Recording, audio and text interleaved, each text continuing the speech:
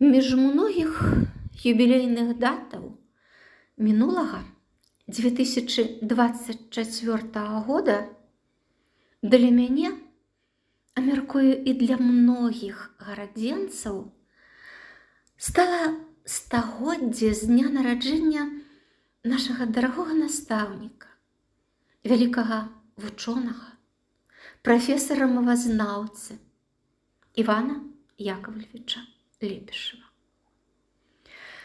Гэты тэкст прысвечаны яму. Пісаўся ён доўга. Думала пра гэта вельмі доўга. І не магла супакоіцца, пакуль не напісала. Бо гэта вельмі балючы момант у жыцці Івана Яковлевича, які выклікаў пазней пакуты, які сам быў пакутным. Холодная памяці Івана Яковлевича Лепешева. Холодна, страшэнна холодна. Падаецца, анямела кожная клетачка ягонага цела. У які ж нядобры час выпала Івану Яковлевичу трапіць у шпіталь. І верасень быў холодным, дажджлівым, а ўжо кастрычнік. У кватэрах, як у цэментных мяхах. І ў шпіталі таксама. А ўключаць батарэі, як лічаць тыя, хто гэтым кіруе, яшчэ рана, бо тэмпература недастаткова нізкая, бо трэба, каб нізкая пратрымалася столькі дзён, колькі вызначана, і не меней. У руках яшчэ чулася сіла. Ён сціскаў, расціскаў кулакі, размінаў пальцы, каб ажывіць іх, каб адчуць рух крыві, якую ўжо каторы раз бралі для аналізаў. А вось з нагамі бяда, не чуе іх. І калі патрэбна ўстаць з ложка, мусіць прасіць дапамогі. Днём яшчэ неяк дае сабе рады, трымаецца, чытае. Ужо колькі разоў перачытаў артыкул «Усёй душой перажываю» былой студэнткі, каляжанкі, пра ягоную кнігу «Пошукі і роздум», надрукаваны ў літаратурнай Беларусі, пра ягоную апошнюю кнігу. І ён не цешыць сябе, што будзе яшчэ нешта. Зрабіў усё, што хацеў. Напісаў усё, што хацеў. Праз пару тыдняў 90. Немалы век. Каляжанка, якая перадала газету, тэлефануе штодзень. Спытала, ці прачытаў артыкул. Ці прачытаў? Яшчэ як прачытаў. Ужо колькі разоў прачытаў, перачытаў. І пачаў шчыра дзякаваць. І за тое, што напісала. І за тое, як напісала. Зрэшты, я напісала пра ўсе ягоныя апошнія кнігі. І ёй гэта было і цікава, і патрэбна, і каб падтрымаць яго. Бо кожная кніга, кожны артыкул у ёй адгукаліся разменнем, хваляваннем. Пра тыя пошукі і роздумы заўсёды гаварылі яны пры сустрэчах. А яшчэ часцей у бясконцых тэлефонных размовах. Памятала яна яшчэ са студэнцкіх часоў, як Іван Яковлевич паказваў ім свае кнігі, артыкулы ў перыёдыцы, як тлумачыў, што такое для вучонага убачыць сваё надрукаванае і сваё прозвішча. Бо гэта ж ягонае, тое, да чаго прыйшоў, працуючы, ствараючы, адкрываючы, што перажыў, радуючыся кожнаму ўдаламу, хай сабе і невялікаму адкрыццю. Ноч такая доўгая, бясконцая, холад прабірае да касцей. Ці можна сказаць лепей, чым у створаным людам нашым завякі, чым у фразеалагізмах, ягонай вотчыне, ягоным навуковым абшары, дасканала вывучаным, зведаным да апошняй кропкі, прабірае да касцей. Аднак жа не, бо, падаецца, і косці ўжо ад холаду скамянелі. Значыць, холад прабраўся яшчэ глыбей. Сон ненадоўга падступае, змяняе тое, што вакол. І ўжо не светла-шэры шпітальны пакой, ні ложак, ні белая пасцельная бялізна, а цесны склеп вакол. Цэментная падлога, цэментныя сцены, заўсёдная цемра, цесната, сырасць і холад. Ён, Іван, кінуты ў халодную. Ці страшна яму? Яшчэ як страшна. Спачатку трымаўся, разважаў, што мо як выкруціцца, мо як яму пашанцуе выбавіцца, збегчы, ды ніяк. Ужо колькі дзён ён тут адзін. А колькі дзён? Ужо і не ведае. Вылічыць ніяк нельга, бо цемра непраглядная закрывае ўсё, хавае ўсе межы. Калі дзень, калі ноч, як даведацца? Часам прыносяць паесці. Кубак вады, міску нейкага варыва і скіпку хлеба. Відаць, раз на дзень. Колькі разоў прыносілі? Не можа вылічыць. А часу трэба трымацца, бо час – гэта адзінае тое, што мае чалавек, пакуль жывы. І час трэба напаўняць жывым, цікавым. Што ў ягоным жыцці самае цікавае? Кнігі. Пачынае перабіраць у памяці прачытанае, пераносіцца ў іншы свет. Ды холад вяртае назад, сціскае да болю. А хлопцу яшчэ толькі 19. Не жыў, мала што бачыў. Няўжо ягонае жыццё так і скончыцца тут, у гэтай цемры, у гэтай халоднай? Калі пачалася вайна, Івану не было і 17. Усе тыя гады суцэльнае тулянне, хаванне, выжыванне. Асабліва баяліся бацькі, каб не забралі яго, не вывезлі ў Нямецчыну. Неяк шанцавала, выкручваліся. Маці каму толькі ў ногі не кланялася, каб не трапіў яе Іванку ў спісы, каб выбавіць сыночка. А гэтым летам ужо стала ніяк. Ні Солтыс, ні знаёмы паліцыянт нічога не паабяцалі. Бо чым яе сын лепшы? І так усіх ужо забралі. Адзінае збавенне, каб не вывезлі. Запісацца ў паліцыю. Ды як запісацца? Ведалі, што сын ніколі не пагодзіцца. Думалі, меркавалі. І нічога лепшага не прыдумалі, каб самім пайсці ў пастарунак і запісаць сына, нічога яму не сказаўшы. Каб толькі час пацягнуць, каб толькі цяпер не схапілі, не звезлі. бо ведалі, што вайна на захад коціцца, што наступае чырвонае войска. Так і зрабілі. Разумелі, што трэба сказаць сыну, патлумачыць, чаму. І ўсё адкладвалі, бо баяліся.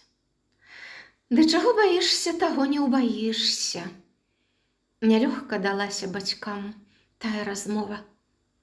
Маці плакала, апавядаючы, збіваючыся, просячы сына зразумець. Бацька маўчаў. Іван, заўсёды паслухмяны, спакойны, разважлівы, спачатку не мог вымавіць ні слова. У вачах ягоных застыла неразуменне, боль, адчай, страх. Калі маці ўрэшце сціхла, паўтараў няўцямна, не даючы веры: «Што ж вы нарабілі? Што ж вы нарабілі? Мама, тата, што ж вы нарабілі?» А ноччу хлопец знік. Дзе маглі, шукалі. Усіх знаёмых абышлі. У суседнюю вёску хадзілі, дзе жылі матчыны бацькі. Ніхто нідзе Івана не бачыў. А тут з пастарунка прыходзяць, даймаюць, калі на службу з'явіцца. Дзе яны яго хаваюць? Дзе было схавацца? Дзе многа людзей? Дзе тлум? Дзе яго мой і не пазнаюць? Так думаючы, перабіраючы, вырашыў Іван. Ведаў, што фронт наступае, што бяруць людзей акопы капаць. З суседняй вёскі некалькі хлопцаў, маладых мужчын забралі. Там праўдзівы людскі муравейнік. Хто будзе разбірацца, адкуль ён, чаму тут? Не ведаў, куды трэба падацца. Ішоў начамі, дайшоў такі да лагеру, дзе трымалі людзей.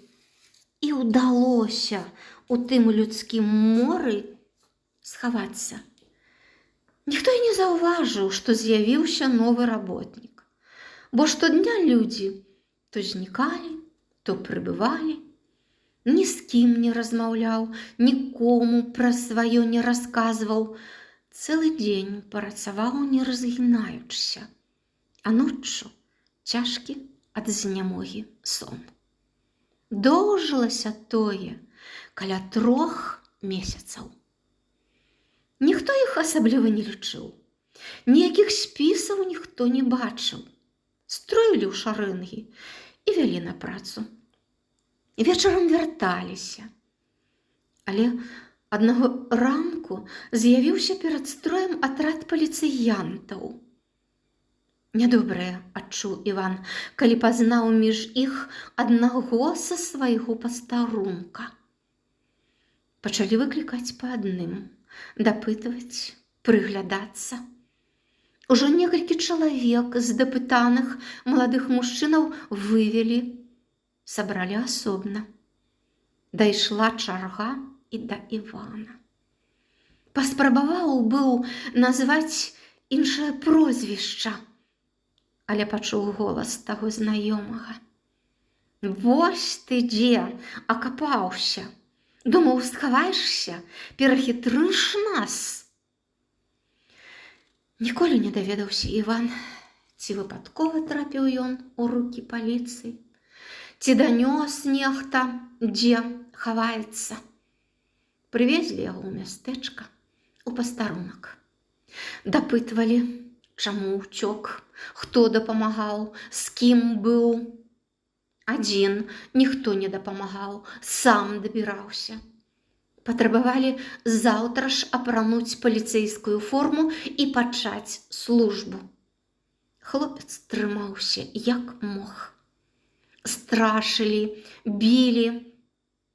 Вось тады і трапіў ён у тую жудасную халодную. Нічога, пасядзіш у халоднай, падумаеш, паразумнееш, тады і пагаворым. Калі б там быў хоць які палок, насціл, ці хоць бы пук саломы, вытрываць мо і было б неяк. Але не было нічога. Сырая цэментная падлога. Не верылася, што недзе ёсць святло, цяпло, сонца. Падавалася, што ўсё тое дзесьці далёка, у нейкім іншым свеце, куды яму болей, відаць, ніколі не вярнуцца.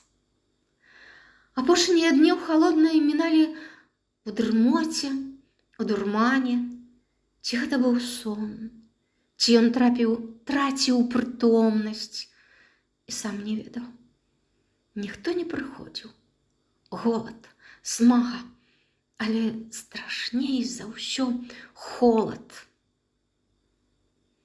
Усё закончылася нечакана. Быццам праз туман даносіліся ў халодную стрэлы, крыкі, каманды. Ды не было сілаў зразумець, што адбываецца. Ажна да таго часу, калі расчыніліся дзверы. На вуліцы была восень, лістапад. Немцы адступілі. Чырвонае войска вызваліла родныя мясціны. Іван не памятаў, як выбараўся з халоднае, хто яму дапамагаў, як дабраўся да хаты. Першыя дні маці не адыходзіла ад сыночка. Столькі часу бацькі нічога пра яго не ведалі. Думалі, што не сустрэнуць больш, што згінуў іхні Іванко. Але хлопец ачуньваў. Малады арганізм перамагаў немач. Клопаты маці, бацькі, цяпло роднае хаты. Гэта вяртала да жыцця. І хоць няўезжана, галодна было ў тыя першыя часы пасля вызвалення, усё ж нешта было. І з поля сабралі, і з агароду бульба свая. Самае лепшае яму, сыночку, які быццам уваскрос.